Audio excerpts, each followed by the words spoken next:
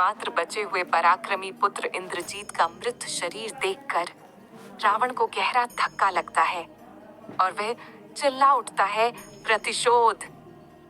रावण अपने पुत्र इंद्रजीत से अत्यधिक प्रेम करता था, जिस वजह से वह उसकी मृत्यु को सहन नहीं कर पा रहा था।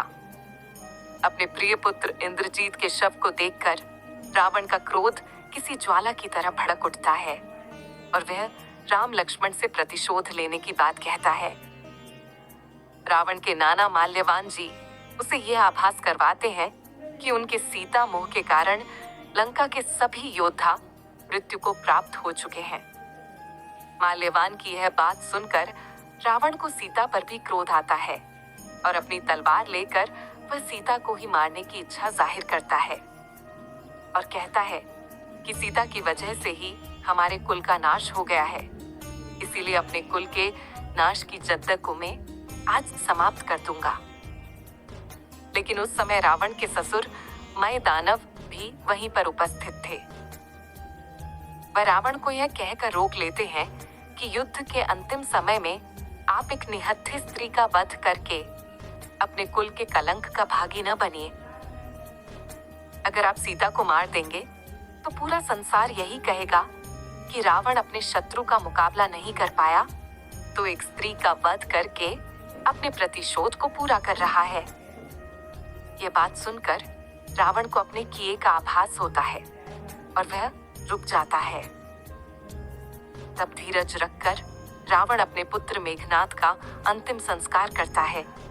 तब तक श्री राम की सेना कोई आक्रमण नहीं करती है।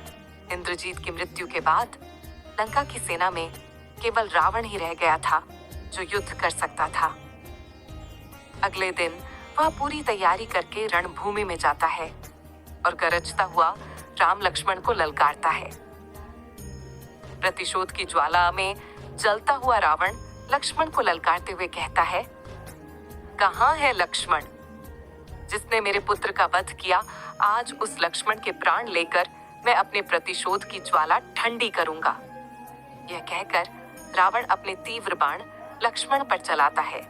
लक्ष्मण जी भी बाण चलाते हैं और रावण के बाणों का उत्तर देते हैं। उन दोनों का युद्ध देखकर जामवंत जी श्री राम से आग्रह करते हैं कि हे प्रभु, अपने पराक्रमी पुत्र के मृत्यु से आहत हुआ रावण स्वयं महाकाल का रूप बनकर आया है।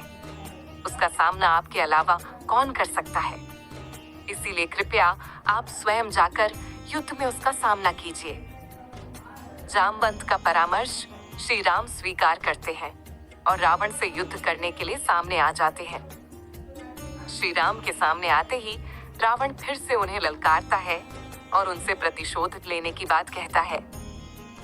लेकिन श्री राम रावण के अहंकार का ज्ञान करवाते हैं, उसे उसकी दुर्दशा का आभास करवाते हैं कि कैसे उसके एक दुष्कर्म के कारण पूरी लंका का विनाश होने को है।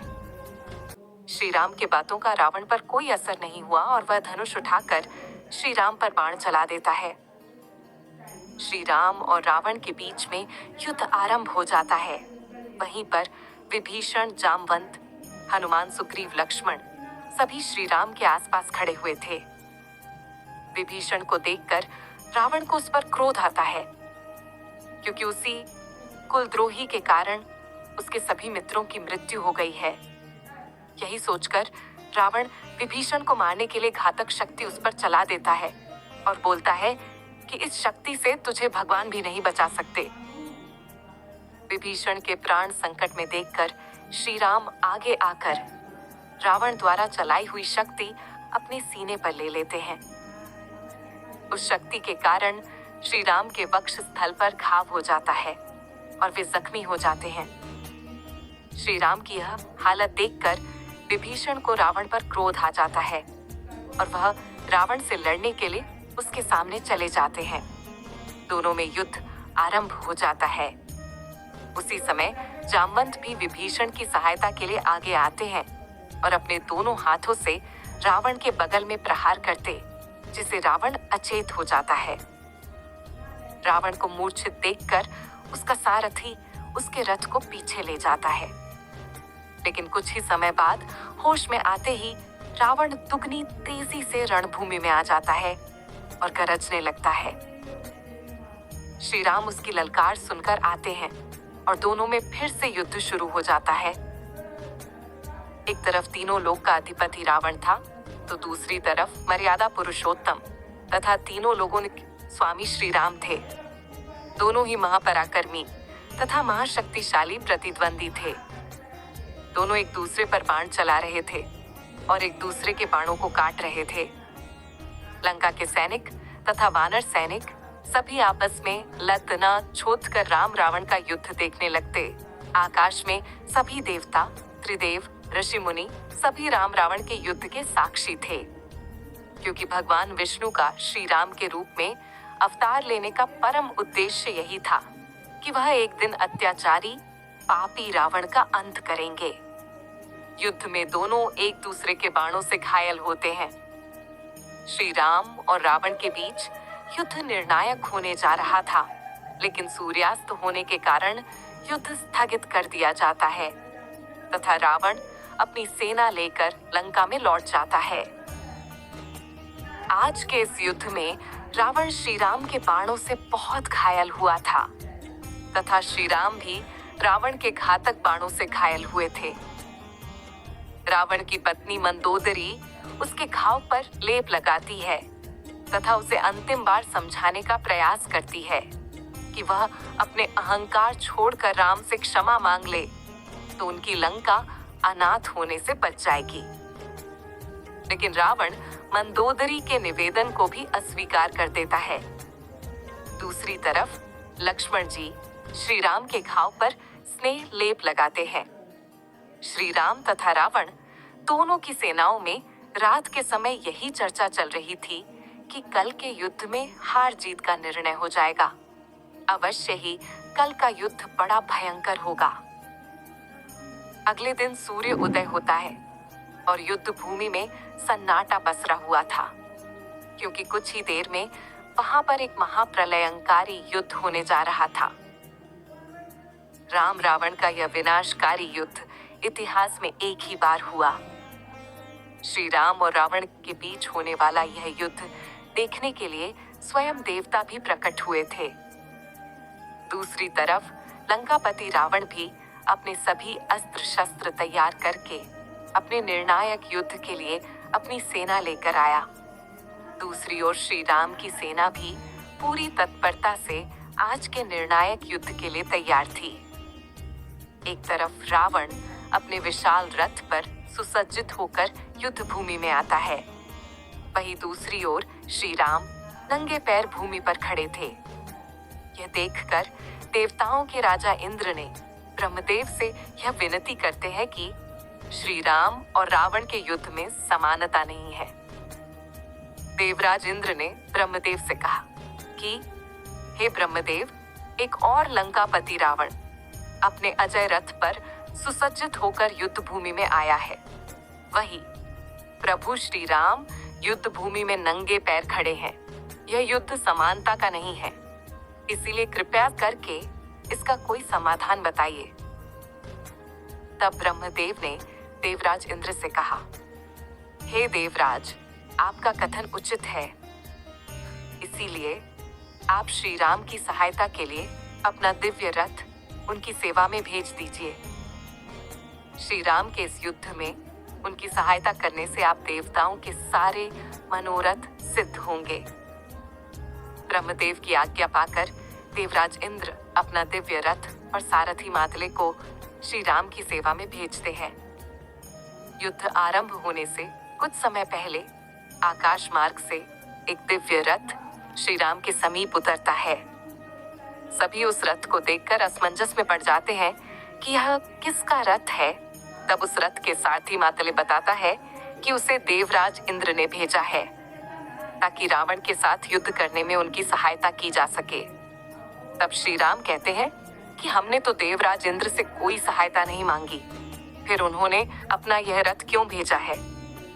श्री राम की इस बात से लक्ष्मण भी सहमत होते हैं और कहते हैं कि इसमें राक्षस सेना का कोई षड्यंत्र भी हो सकता है। तब रथ का सारथी मातले बताता है कि स्वयं ब्रह्मा जी की आज्ञा से देवराज इंद्र ने रावण से युद्ध करने में सहायता करने हेतु आपके लिए यह रथ भेजा है। तब मातले देवराज इंद्र के रथ की विशेषताएं बताते हुए कहता है कि इस रथ के घोड़े मन की गति से चल सकते हैं। यह रथ आकाश मार्ग में चल सकता है और आपके शत्रु के रथ से अधिक तेज गति से भाग सकता है।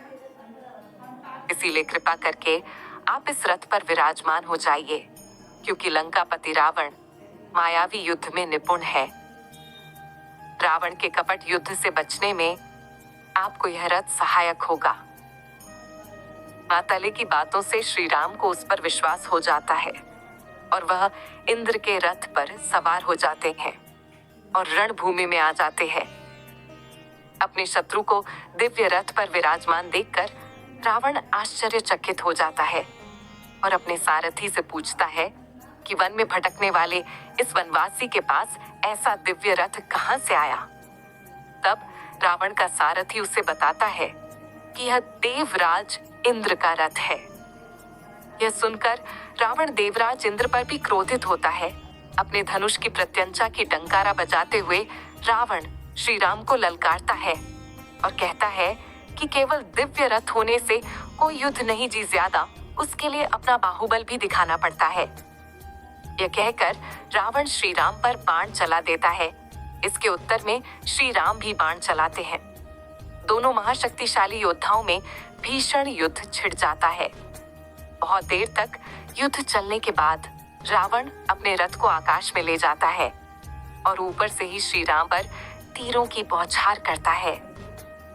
यह देखकर श्री राम भी अपने सारथी मातले को कहते हैं कि तुम भी रथ को आकाश में ले चलो। मातले श्री राम के रथ को भी आकाश में रावण के रथ के समकक्ष ले जाता है। फिर से दोनों एक दूसरे पर बाणों की बौछार करने लगते हैं। बहुत समय तक जब कोई परिणाम नहीं निकलता तो श्री राम अपने दिव्यास्त्र से रावण का मस्तक काट देते हैं। लेकिन यह क्या, रावण का मस्तक काटते हैं ही उसके धड़ पर दूसरा मस्तक पैदा हो गया। यह देखकर श्री राम भी आश्चर्य में पड़ जाते हैं और वह फिर से अपना एक दिव्यास्त्र रावण पर चलाते हैं, जिससे रावण का मस्तक फिर से कट जाता है। मस्तक कटते ही रावण का दूसरा मस्तक फिर से आ जाता है और रावण जोर जोर से हंसने लगता है। ये सब देखकर श्री राम थोड़े विचलित होने लगते हैं और वह बारंबार रावण पर दिव्यास्त्र चलाते हैं, जिनसे रावण का मस्तक कट के गिर जाता है। लेकिन जितनी बार भी रावण का मस्तक कटता है, उतनी ही बार एक नया मस्तक वहां पर उग जाता है। यह सब देखकर विभीषण जी ऊपर श्री राम के समीप जाकर उन्हें रावण के अमृत का रहस्य बताते हैं। विभीषण श्री राम से कहते हैं, हे राम, रावण का मस्तक काट देने से उसकी मृत्यु कभी नहीं होगी, क्योंकि ब्रह्मदेव के वरदान के कारण उसकी नाभि में अमृत है। नाभि में अमृत होने के कारण ही उसका मस्तक कटने के बाद तुरंत दूसरा मस्तक उग जाता है। यदि आप रावण का अंत करना चाहते हैं तो उसके नाभि में स्थित अमृत को नष्ट करना होगा, तभी रावण की मृत्यु हो सकती है। यह रहस्य जानकर श्री राम अपना महाशक्तिशाली महाअस्त्र संधान करके रावण पर चला देते हैं। वह तीर जाकर रावण की नाभि पर लगता है, जिससे रावण की नाभि में स्थित सारा अमृत नष्ट हो जाता है। तब श्री राम एक और दिव्यास्त्र मंत्र उपचार करके रावण पर चला देते हैं। वह तीर लगते ही रावण धराशायी हो जाता है और श्री राम कहता हुआ आकाश से लुढ़कता हुआ भूमि पर आकर गिरता है और मृत्यु को प्राप्त हो जाता है। और इस प्रकार असुरराज, लंकापति तथा त्रिलोकाधिपति रावण का अंत हो जाता है। रावण का अंत होते ही तीनों लोग श्री राम की जयकार करने लगते हैं। देवता भी श्री राम के ऊपर पुष्प वर्षा करते हैं, क्योंकि उनके इतने वर्षों के मनोरथ को आज श्री राम ने सफल कर दिया था। रावण देवताओं का परम शत्रु था, क्योंकि नवग्रह उसके अधीन थे तथा देवराज इंद्र भी उससे भयभीत रहते थे। रावण को ब्राह्मण देव से यह वरदान प्राप्त था कि कोई भी देवता, असुर, नाग, किन्नर, गंधर्व उसको मार नहीं सकते, लेकिन अब अपने अहंकार के कारण रावण यह भूल गया था कि उसके वरदान में उसे मानव से सचेत नहीं किया गया था। इसके पीछे कारण यह था कि रावण मनुष्य को तुच्छ समझता था और वह सोचता था कि एक मनुष्य मुझे चाहकर भी मार नहीं सकता। इसीलिए उसने अपने वरदान में मानव से बचाव के लिए नहीं कहा था। रावण के अहंकार के कारण हुई चूक ही उसकी मृत्यु का कारण बनी। जब रावण के अत्याचार पृथ्वी पर अत्यधिक बढ़ गए थे, तब सभी देवताओं ने भगवान विष्णु से सहायता मांगी। तब उन्होंने देवताओं को आश्वस्त किया था कि वह भूमि पर साधारण मानव श्री राम के रूप में जन्म लेंगे और उसी रूप में वह रावण का अंत करेंगे।